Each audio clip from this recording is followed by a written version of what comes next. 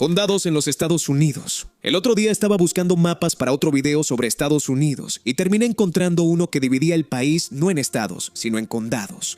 Si eres estadounidense, tal vez esto te parezca obvio, pero como extranjero me sorprendió algo en lo que nunca me había fijado con atención: sus tamaños. O mejor dicho, sus tamaños cuando se comparan entre sí.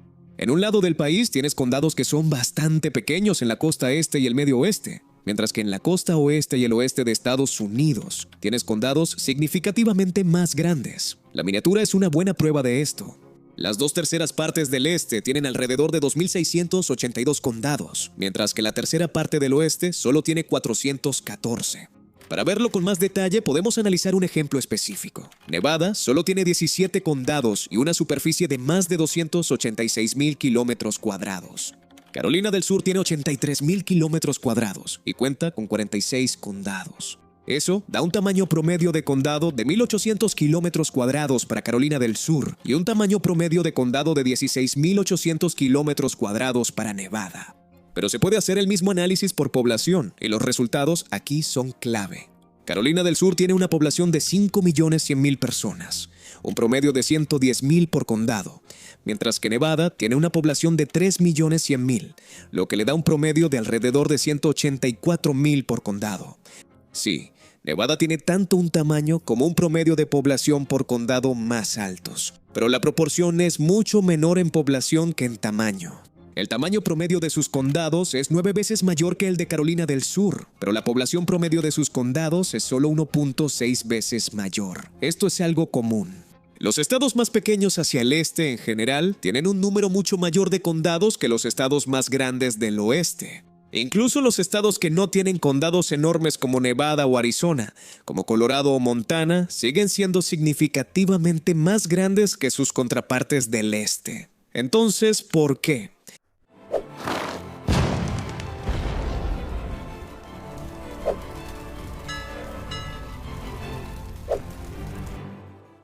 Como muchos de ustedes ya habrán adivinado con nuestra comparación anterior, la razón principal, y en resumen la más importante, es bastante simple: la población. Y todas las demás razones que veremos más adelante también terminan estando conectadas a eso. Este mapa de densidad de población de 2020 de Estados Unidos por condado nos muestra un punto clave. Los condados costeros, especialmente los del este, están más poblados. Los estados del este en general tienen más población, salvo algunas excepciones. Esto hace que la organización territorial tenga que ser más detallada. Esto tiene sentido. Si el estado A tiene una población de 10 millones de personas, no se puede administrar todo junto en una sola estructura local. Tiene que haber varias. El estado B puede tener el mismo tamaño, pero si solo tiene 1 millón de personas, puede haber significativamente menos estructuras locales, es decir, condados, para administrar a esa población. A veces es confuso porque vemos los tamaños en un mapa cuando deberíamos estar viendo los números. Aunque un condado puede parecer solo una división geográfica, también es, y yo diría que sobre todo, una entidad política, con el papel de ser un punto de contacto del gobierno con la población que vive ahí.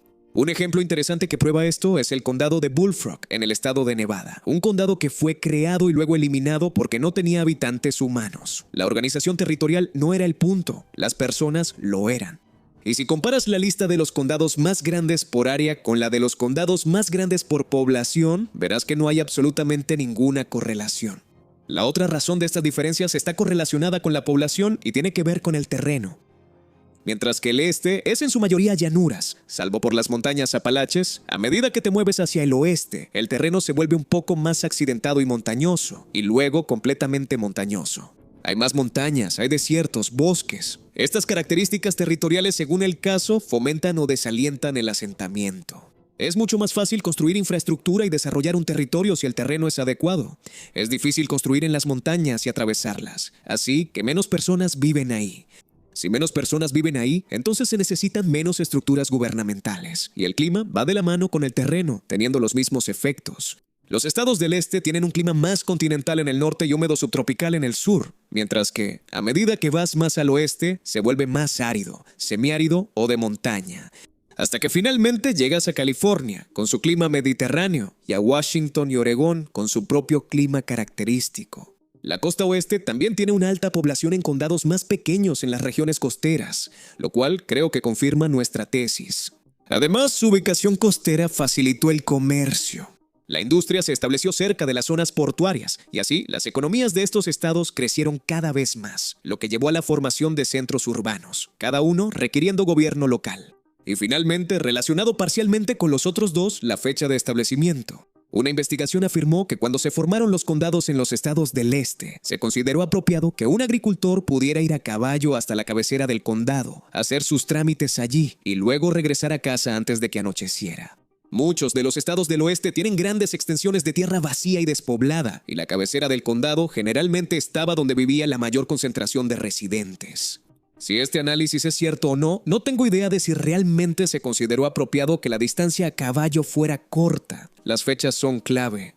Los estados del este fueron los primeros en establecerse, las primeras 13 colonias y el territorio anexado de los británicos, luego Florida, la compra de Luisiana, la anexión de Texas y California y otras cesiones mexicanas ocurrieron después.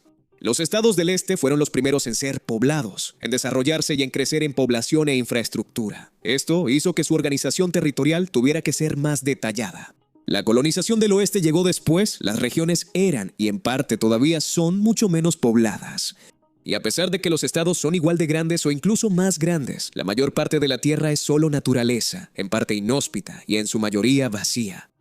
Además, había tanta tierra que los colonos podían reclamar extensas parcelas solo para ellos mismos.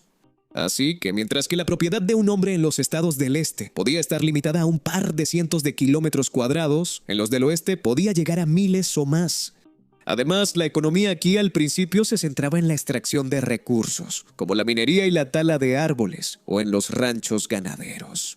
Estas actividades a menudo se llevaban a cabo en zonas remotas con poca población. Esto necesariamente provocó que menos personas vivieran ahí y que se crearan menos centros urbanos, requiriendo menos estructuras de gobierno. Lo contrario de lo que vimos que sucedió con los del este debido a la industria y el comercio. El ritmo más lento de asentamiento en el oeste también permitió necesariamente la existencia de unidades administrativas más grandes, que podían subdividirse después si la densidad de población aumentaba. En algunos casos sí aumentó, pero no se hicieron subdivisiones. El condado más grande por área es un ejemplo de esto, San Bernardino en California. Se estableció en 1853 y 7 años después tenía una población de solo 5.551 personas.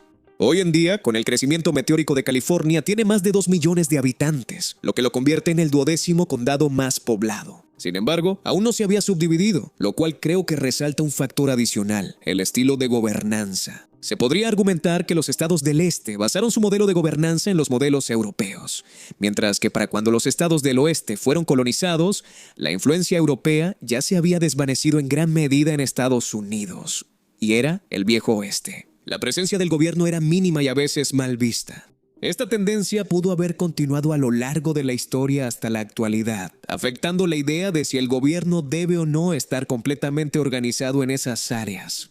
En resumen, los condados de los estados del oeste de Estados Unidos son más grandes que los de los estados del este, debido a la cantidad de personas que viven en ellos y a la densidad de población de los estados a los que pertenecen. A su vez, la cantidad de población y la densidad están influenciadas por la época en que se poblaron las regiones, comenzando en el este y avanzando hacia el oeste. El terreno de cada área, llano en el este y montañoso en el oeste, el clima adecuado en el este y árido en el oeste, y la disponibilidad y tamaño de las propiedades. Y tampoco podemos olvidar esas diferencias de gobernanza que acabo de mencionar, que quizás también podrían ser relevantes. ¿Qué opinas sobre esto? ¿Estás de acuerdo con estos criterios y razones que expuse? ¿O crees que hay otras razones por las que los condados occidentales son mucho más grandes que los orientales? Cuéntame en los comentarios. Muchas gracias por ver este video. Suscríbete si así lo deseas y nos vemos la próxima vez para más cultura general.